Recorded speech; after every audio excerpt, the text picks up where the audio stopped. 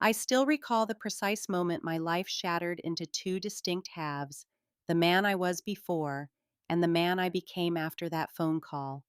My wife's voice sounded distant, almost giddy, as she told me about the destination wedding she had spent weeks planning. "It's only a few days," she insisted. "Don't overthink it." I didn't, and that was my first mistake. Her name was Alina. For 8 years, I truly believed she was loyal, warm, and honest. I worked long hours as a financial analyst to build a stable life for us in a quiet neighborhood while she thrived on attention, social media, lively parties, and constant validation. Even so, I trusted her completely.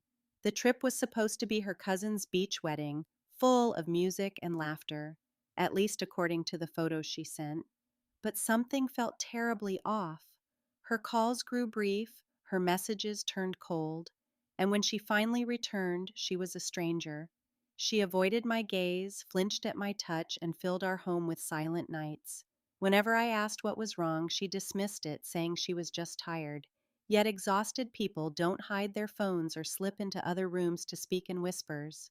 A week later, everything blew up. I received an unexpected call from a clinic, and though I initially assumed it was a mistake, they confirmed both of our names. My heart hammered against my chest as the doctor urged me to come in immediately for testing. Terrified and confused, I went. That was the moment my world shattered.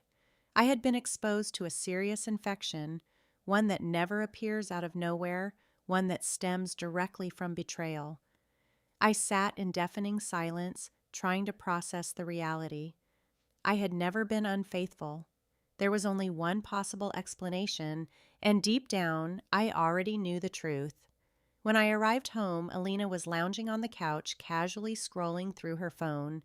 I didn't scream or rage. I simply laid the test results right in front of her. Her face drained of color. She tried denying it at first, then wept, then blamed me, before finally confessing. "It was only during the trip," she sobbed. "It didn't mean anything." Didn't mean anything. Those 4 words echoed louder than anything else. 8 years of marriage wiped out by a few reckless choices. The painful part wasn't just the deceit, it was the danger she so carelessly brought into my life. Something inside me shifted that night. I didn't plead, argue, or beg. I became calm, ice cold, in fact. Over the next few days, while she assumed I was grieving, I quietly laid my groundwork.